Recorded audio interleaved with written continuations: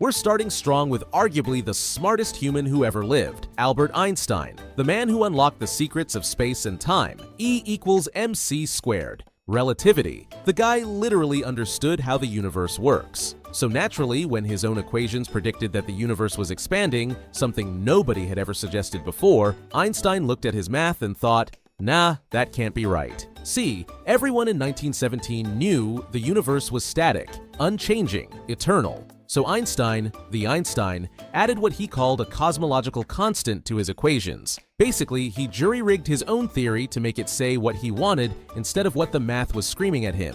Plot twist. A decade later, Edwin Hubble proved the universe is expanding. Einstein had to walk back his fix and later called it the biggest blunder of my life. Here's the kicker. If Einstein had trusted his own genius, he would have predicted the Big Bang Theory before anyone even had telescopes powerful enough to confirm it. He'd have added predicted the origin of the universe to his resume. But here's what I love about this story. Even Einstein let his assumptions override his evidence. If the smartest person in history can't escape confirmation bias, what chance do the rest of us have? Alright, that's mistake number 1. But before we continue, drop a comment below. What's your biggest I should have trusted myself moment? I'm reading every single one. Pop quiz. Who invented the personal computer? Apple? Microsoft? Wrong. It was Xerox. Yes, the copier company. In the 1970s, Xerox's Palo Alto Research Center, PARC for short, was the Area 51 of tech innovation. These people invented the graphical user interface, the computer mouse, Ethernet networking, laser printing, and basically everything you're using right now to watch this video. They had the iPhone before the iPhone was even a fever dream. But here's where it gets insane. Xerox executives looked at all this world-changing technology and thought, cool, but how does this help us sell more copiers? They literally couldn't see beyond their own business model. So in 1979, they let a young Steve Jobs tour PARC, and he walked out with every idea that would become the Macintosh. Xerox basically handed Apple the future for free. There's a famous quote from a Xerox engineer who said, "We showed Apple the future and they built it while we were making better copiers." The estimated cost of this mistake? Over $1 trillion in lost market value. That's trillion with a T. But here's the lesson. Sometimes the biggest opportunities don't look like opportunities because they don't fit our current mental model. Xerox couldn't see past office equipment company. They had lightning in a bottle and used it as a nightlight. Now we're 2 down, 3 to go, and these next ones get even wilder. But we've hit the halfway mark, so if you're enjoying this, hit that subscribe button and drop a comment. Which of these mistakes would haunt you the most? Because trust me, we're about to meet someone who literally threw away billions while trying to save pennies.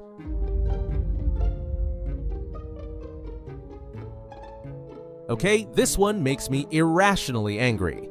In 1975, a Kodak engineer named Steven Sasson invented the world's first digital camera. Did Kodak celebrate? Launch a new product line? Dominate the digital age? Nope. They buried it. Literally shelved the technology because, and I quote, it would cannibalize film sales. Let me paint you a picture of how absurd this is. Kodak at its peak was worth $31 billion. They had a virtual monopoly on photography. They were so dominant that Kodak moment became synonymous with capturing memories. And they invented the exact technology that would define the next era of photography, and killed it to protect yesterday's profits. Fast forward to 2012. Kodak files for bankruptcy while companies like Canon, Nikon, and eventually smartphone manufacturers make hundreds of billions from digital imaging. The technology Kodak invented. The tragic irony? Film sales were going to disappear anyway. Kodak didn't save film by suppressing digital. They just ensured they wouldn't be the ones profiting when the inevitable happened. They chose to die with the old technology rather than lead the new one. This is Clayton Christensen's innovator's dilemma playing out in real time. Big companies often can't disrupt themselves even when they have the technology because disruption feels like suicide. But you know what actually kills you? Letting someone else do the disrupting. The lesson here isn't just about technology, it's about fear. Kodak was so afraid of losing what they had, they refused to grab what they could have had. And they lost everything anyway. Drop a comment. Can you think of any modern companies making the same mistake right now?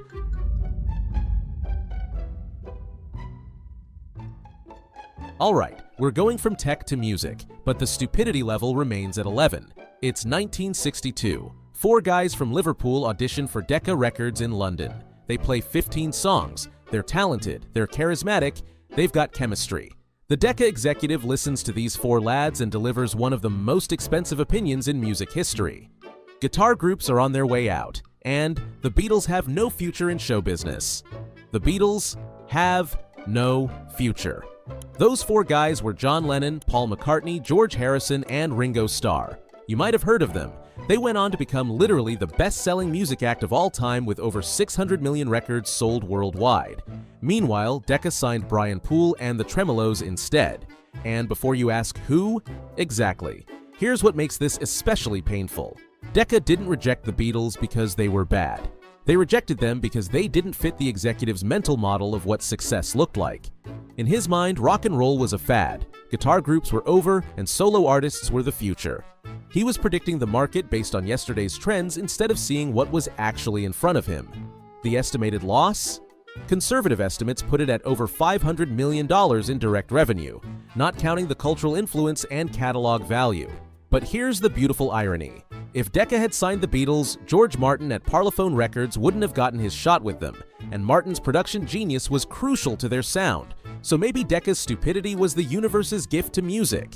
The lesson? Sometimes experts are the most confidently wrong people in the room. They have just enough knowledge to predict the past brilliantly and the future terribly.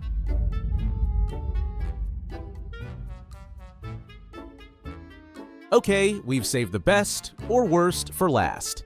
And this one is painful. 1999.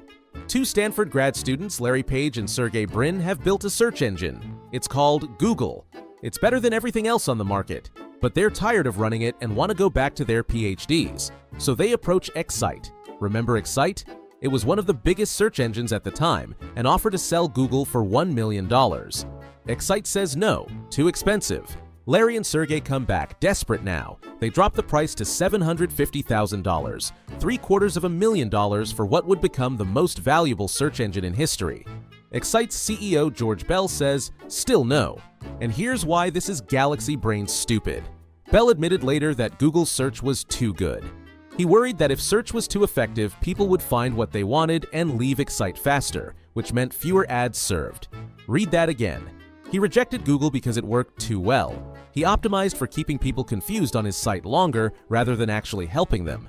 That's like a restaurant refusing to serve good food because then people might finish their meal and leave. Google's current market cap? Over $1.5 trillion. Excite? Bankrupt by 2001. The website exists now as a zombie brand nobody uses. The cost of this rejection is measured in tens of billions of dollars per year in lost revenue. We're talking about turning down what would become the most successful business acquisition in tech history for less than the price of a nice house. The lesson here is savage. Don't optimize for the wrong metric. Excite optimized for time on site when they should have been optimizing for best answer. They chose engagement theater over actual value, and the market punished them with extinction. So there you have it. 5 geniuses, 5 catastrophic mistakes, and probably hundreds of billions of dollars in combined losses. But here's what I love about these stories.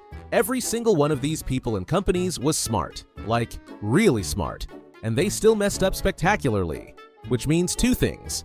1, making mistakes doesn't mean you're stupid, it means you're human.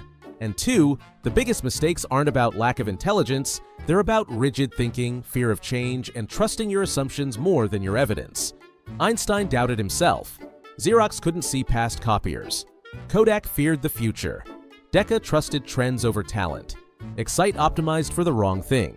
Each mistake teaches us something about how not to think.